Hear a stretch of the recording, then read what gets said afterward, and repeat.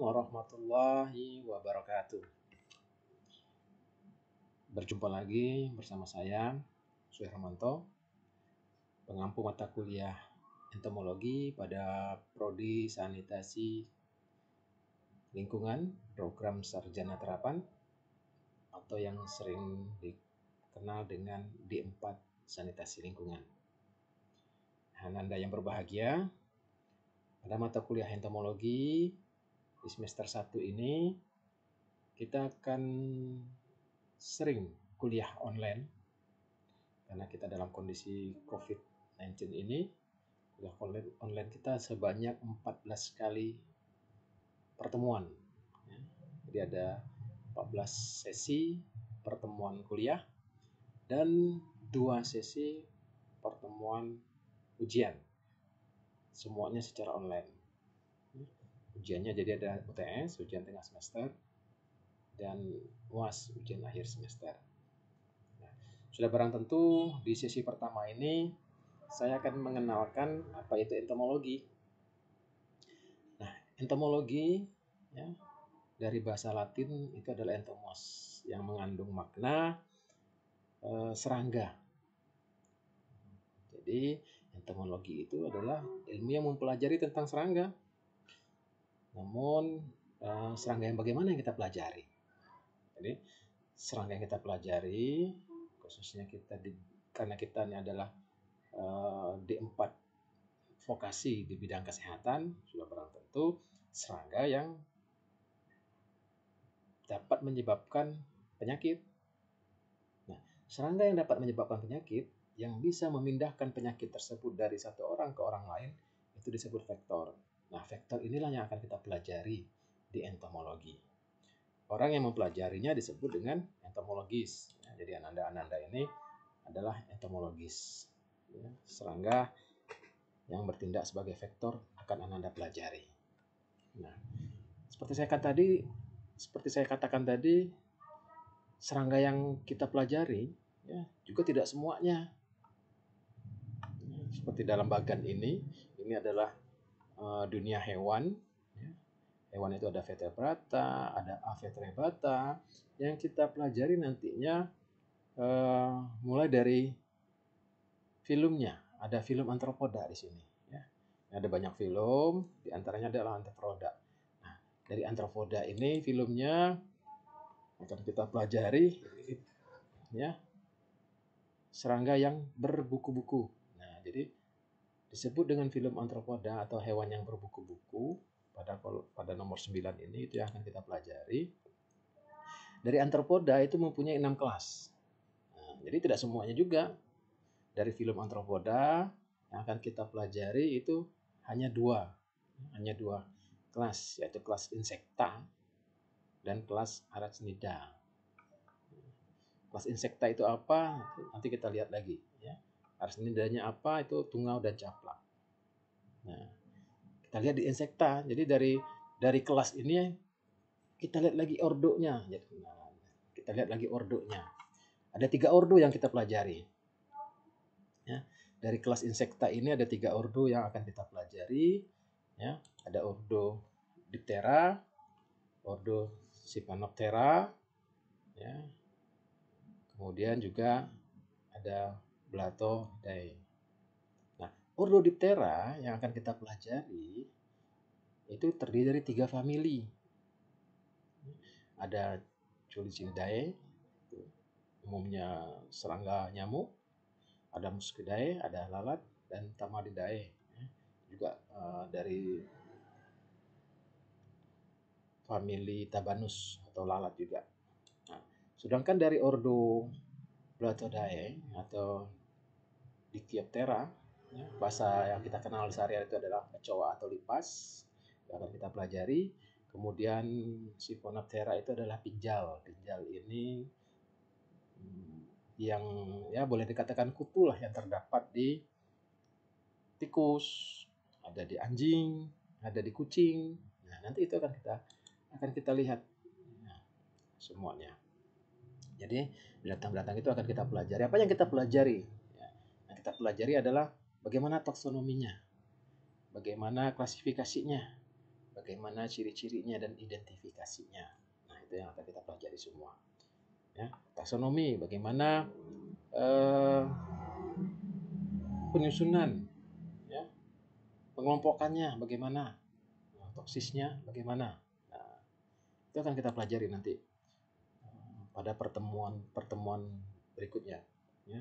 Jadi juga Anda harus tahu tadi filum kita itu adalah dari Arthropoda, ya, kelasnya Insecta, ya, ordonya ada 3, ya, Blattaridae, Siphanoptera, ya, Diptera, ya, kemudian genus, dan terakhir nanti spesies. Nah, jadi Anda juga harus bisa mengetahui sampai ke spesies nantinya, ya, mengklasifikasinya.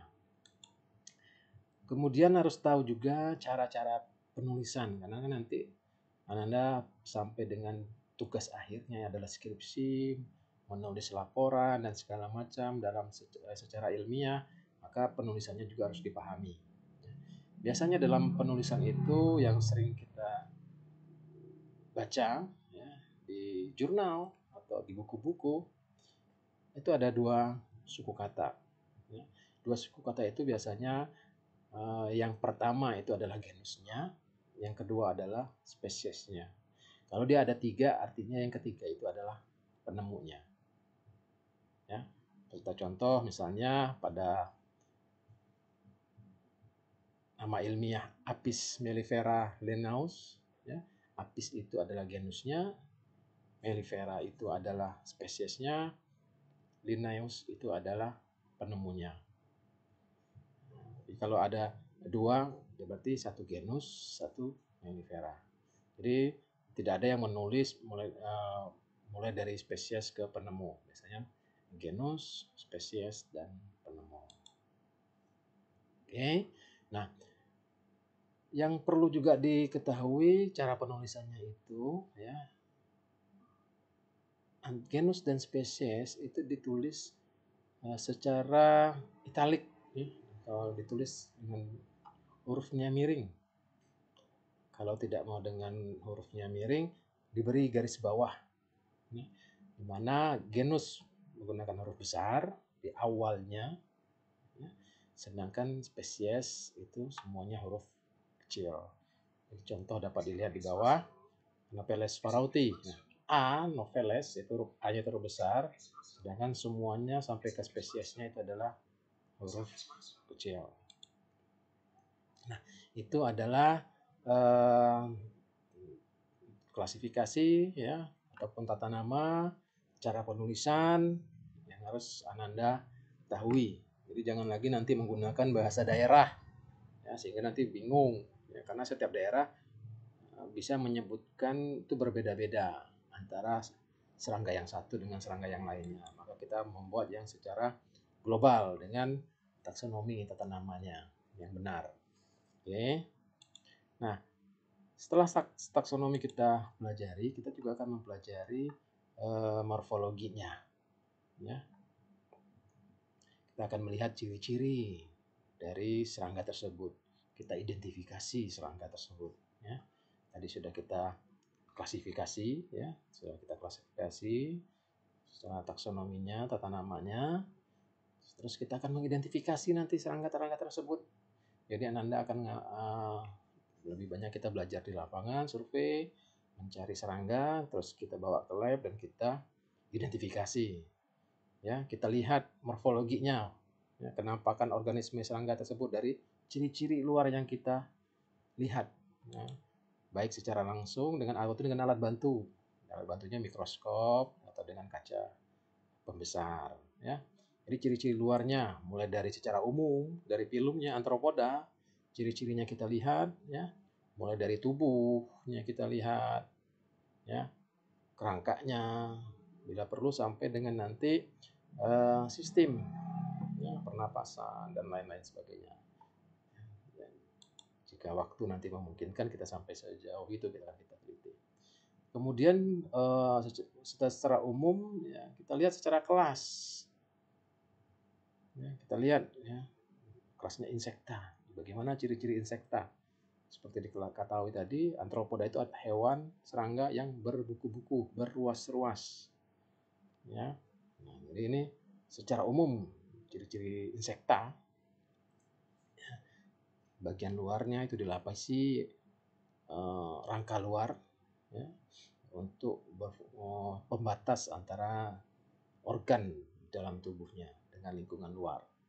Kemudian tubuhnya simetris. Simetris maksudnya kalau kita potong antara dari anterior sampai dengan posterior, kita belah dua antara sisi kiri dan sisi kanannya akan sama besar.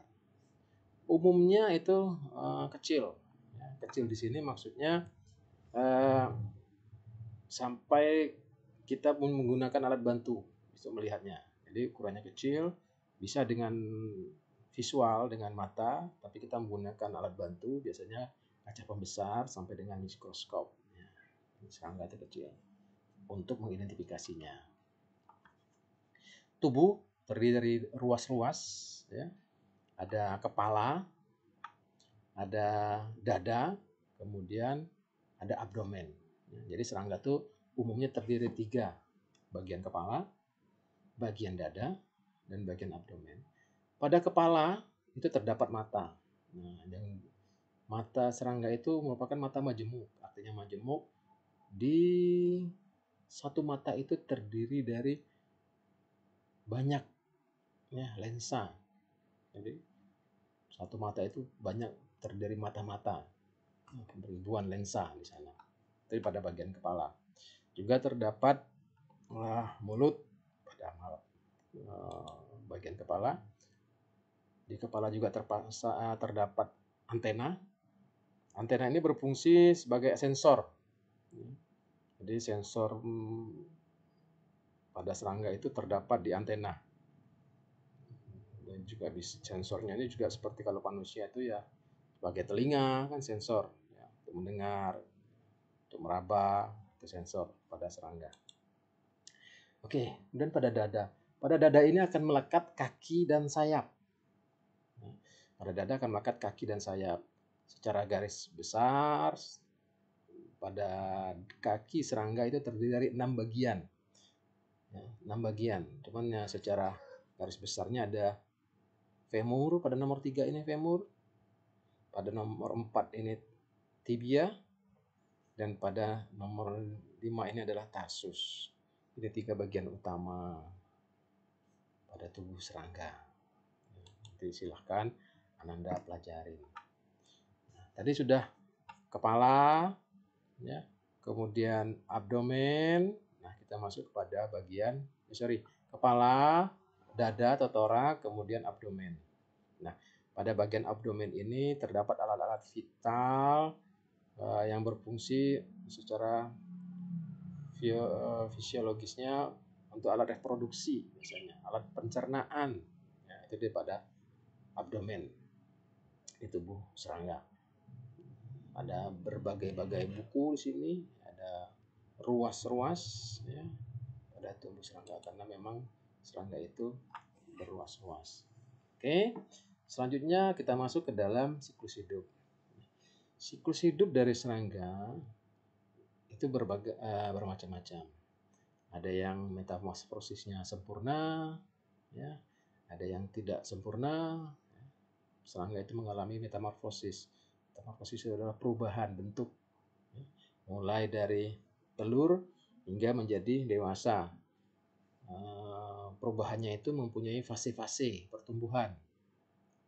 Ya, jadi mulai dari fase telur, embrio, larva sampai dengan dewasa. Nanti kita akan lihat satu-satu jenisnya. Ya. Yang pertama, metamorfosis tidak sempurna. Artinya tidak sempurna perubahan dari masing-masing tahapan fase itu, ya, sampai dengan menjadi dewasa, ya. Bentuk antara fase 1 dan fase 2 itu tidak berbeda secara sempurna. Ya. Misalnya antara telur dan nimfa itu kan berbeda. Telur bentuknya bulat, pas nimfa udah dalam bentuk kehidupan yang bisa bergerak. Kemudian antara nimfa dan dewasanya hampir sama, yang berbeda hanya pertumbuhannya. Ya. Yang nimfa ukuran kecil, yang dewasa ukurannya besar, tapi bentuknya hampir perubahannya hampir sama. Maka disebut dengan metamorfosis tidak sempurna. Sedangkan metamorfosis yang sempurna, ya, bentuknya betul-betul antara tahapan satu dengan sampai tahapan yang dewasa itu berbeda. Contoh telur, itu berbeda bentuknya dengan larva. Larva berbeda bentuknya dengan pupa. Pupa berbeda bentuknya dengan yang dewasa. Itu disebut dengan metamorfosis sempurna. Dan yang terakhir adalah ametabola. Ametabola tidak mengalami perubahan. Ya. Jadi dari telur begitu dia menetas sampai dengan dewasa sama persis bentuknya. Tidak ada beda. Maka disebut dengan tidak ada metamorfosis, tidak mengalami metamorfosis atau ametabola. Oke. Nah, itulah yang kita pelajari nantinya di mata kuliah entomologi ini, mulai dari film Arthropoda, kelas insekta, ya. Kemudian ordonya kita pelajari ordo Diptera, Siphonoptera, ya. Itu akan kita pelajari sampai dengan kecoa juga kita pelajari nantinya. Nah, di sini tambahan dari saya, ya, bahwa serangga itu juga bereproduksi, ya. Ada berbagai jenis, gaya dan cara. Nah, nanti silakan Anda pelajari, ya, lebih lanjut, ya. Karena nanti pada tahapan sesi berikutnya akan kita jelaskan. Ya. Kemudian ya, serangga, ya, cara dia mencari makan untuk kelangsungan hidupnya, ya. Ini yang menjadi masalah karena kita mempelajari serangga yang dapat memindahkan penyakit atau pada vektor, otomatis serangga yang memindahkan penyakit dari satu orang ke orang lain dengan cara menghisap darah. Ya, nyamuk. Nah, ini kita pelajari nih. Dia menghisap darah dari tubuh orang ke tubuh orang lain sehingga dia memisahkan. Ada juga yang tidak menghisap darah, ya, seperti lalat Musca domestica. Ya, dia memindahkan penyakit secara mekanik dari bakteri, ya, parasit yang menempel di kulit tubuhnya, kemudian dipindahkan ke makanan yang terkontaminasi masuk ke dalam tubuh manusia. Oke, nah cara mereka cari makan, ya, itu berbeda-beda. Ada yang siang hari, ada yang malam hari, ada yang di dalam rumah, ada yang di luar rumah, ya, sehingga kita memberikan namanya kalau dia di dalam Indo, kalau di luar Exo. Ya. Nah, bagaimana serangga itu mencari makan? Ya, khususnya di sini adalah nyamuk. Jadi nyamuk itu mencari makan, dia melalui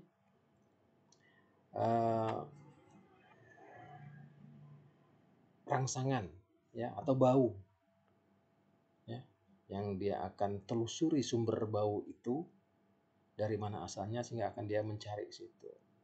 Ya. Contoh manusia itu mengeluarkan CO2. Nah, CO2 yang keluar dari tubuh manusia dari alat pernapasan akan tercium oleh nyamuk, maka nyamuk itu akan mencari sumbernya. Maka pergerakannya otomatis akan berlawanan dengan arah angin karena CO itu akan dibawa angin, maka nyamuk akan berlawanan dengan arah angin untuk mendekati sumber CO2 yang dikeluarkan oleh manusia. Oke, tadi seperti saya katakan, ya, ada yang di dalam, ada yang di luar, ada yang malam hari, ada yang siang hari. Nah, ini secara saya simpulkan perilaku, ya, makan dan istirahat. Kalau dia yang dihisapnya darahnya binatang, maka dikenal dengan zoofilik. Nah, kalau dia yang manusia dikenal dengan antropofilik. Kalau dia menghisapnya memasuki rumah atau di dalam rumah, endofagik. Kalau dia di luar rumah, ya, endofilik. Nah, kemudian kalau dia istirahat, ya, dalam rumah itu eksofilik. Kalau dia istirahatnya esofagik. Jadi serangga itu ada yang menghisap darah dalam rumah, sudah menghisap dalam rumah dia keluar.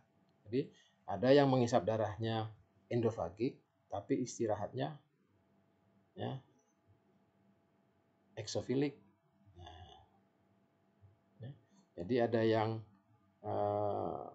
seperti nanti kita ada nyamuk Aedes aegypti. Nah, itu menghisap darahnya, istirahatnya di dalam rumah. Menghisap darahnya juga di dalam rumah. Ada juga yang nyamuk itu di luar rumah dan istirahatnya di luar rumah. Ada yang menghisap darah di dalam rumah, tapi istirahatnya nanti di luar rumah. Nah, itulah secara garis besar materi kita pada hari ini. Ya, silakan Ananda pelajari. Semoga menyenangkan untuk proses kita selanjutnya. Demikian, Assalamualaikum warahmatullahi wabarakatuh.